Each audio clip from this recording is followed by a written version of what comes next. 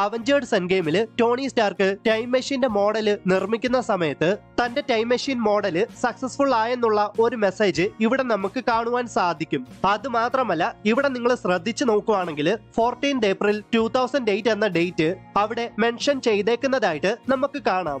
ഈ ഡേറ്റിന് ഒരു പ്രത്യേകതയുണ്ട്.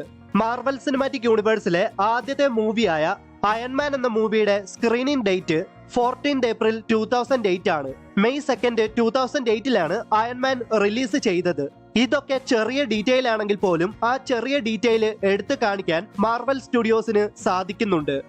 അവഞ്ചേഴ്സ് എൻഡ് ഗെയിമിന്റെ അവസാന ഫൈറ്റില് താനോസിന്റെ ആർമിയോട് പോരാടാൻ ടോണി സ്റ്റാർക്ക് അഥവാ അയൺമാനോടൊപ്പം പെപ്പർ പോട്ട്സ് ജോയിൻ ചെയ്തത് എന്തുകൊണ്ടാകാം? ടോണി സ്റ്റാർക്ക് എന്തായാലും തന്റെ ഭാര്യയായ പെപ്പർ പോട്ട്സിനെ താനോസിന്റെ ആർമിയോട് പോരാടാൻ അയക്കത്തില്ല. എനിക്ക് തോന്നുന്നത് ഡോക്ടർ സ്ട്രേഞ്ച് ആകാം പെപ്പർ പോട്ട്സിനോട് അവിടേക്ക് വരാൻ ആവശ്യപ്പെട്ടത്. കാരണം ടോണി സ്റ്റാർക്ക് ആ പോരാട്ടത്തിന്റെ അവസാനം മരണപ്പെടുമെന്ന് ഡോക്ടർ സ്ട്രേഞ്ചിന് അറിയാം. അതുകൊണ്ട് ടോണി സ്റ്റാർക്കിനോടൊപ്പമുള്ള തന്റെ അവസാന നിമിഷങ്ങൾ സ്പെൻഡ് ചെയ്യാനാകാം ഡോക്ടർ സ്ട്രേഞ്ച് പെപ്പർ പോട്ട്സിനെ അവിടേക്ക് കൊണ്ടുവന്നത്. അവഞ്ചേഴ്സ് എൻഡ് ഗെയിമിന്റെ അവസാന ഫൈറ്റില് വാണ്ട താനോസിനോട് ഇങ്ങനെ പറയുന്നുണ്ട്, You took everything from me. I don't even know who you are. You will. Captain മാർവലിനെ മാറ്റി നിർത്തിയാൽ താനോസുമായിട്ട് നേർക്കുനേർ നിന്ന് ഫൈറ്റ് ചെയ്തതിൽ ബ്ലീഡ് ചെയ്യാത്ത ഒരേ ഒരു അവഞ്ചറാണ് വാണ്ട. ക്യാപ്റ്റൻ അമേരിക്കയുടെ വൈബ്രാനിയം ഷീൽഡിനെ തകർത്ത താനോസിന്റെ ബ്ലേഡ് നിഷ്പ്രയാസം വാണ്ട രണ്ടായിട്ട് ഓടിച്ചു കളയുന്നുണ്ട്. അത് മാത്രമല്ല, താനോസിനെ ആ സമയത്ത് തന്നെ വാണ്ടയ്ക്ക് നിഷ്പ്രയാസം കൊല്ലാമായിരുന്നു. താനോസ് തന്റെ സ്പേസ്ഷിപ്പിന്റെ സഹായത്തോടെ മിസൈലുകൾ ഫയർ ചെയ്തിട്ടാണ് വാണ്ടയുടെ പിടിയിൽ നിന്ന് കഷ്ടിച്ച് രക്ഷപ്പെട്ടത്. താനോസ് ആ സമയത്ത് അങ്ങനെ ചെയ്തിട്ടില്ലായിരുന്നെങ്കിൽ Doctor Strange in the multiverse of മാഡ്നസിലെ റീഡ് റിച്ചാർഡ്സ് അഥവാ മിസ്റ്റർ ഫാന്റാസ്റ്റിക്കിന്റെ അവസ്ഥ ആയേനെ താനോസിന്. വാണ്ട എത്രമാത്രം സ്ട്രോങ്ങസ്റ്റ് ആണെന്നും പവർഫുൾ ആണെന്നും ഇതിലൂടെ നമുക്ക് മനസ്സിലാക്കാം.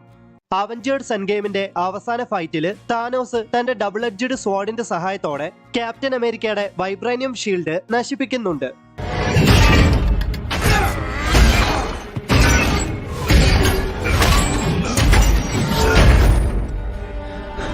എന്നാൽ പിന്നീട് എല്ലാ സൂപ്പർ ഹീറോസും റീയൂണൈറ്റ് ചെയ്യുന്ന സമയത്ത് ഇവിടെ ഈ സീനിൽ ക്യാപ്റ്റൻ അമേരിക്കയുടെ ഷീൽഡിലേക്ക് ശ്രദ്ധിച്ചു നോക്കിയാൽ ആ വൈബ്രാനിയം ഷീൽഡിന് ഒരു കുഴപ്പവും ഇല്ലാത്തതായിട്ട് കാണാം.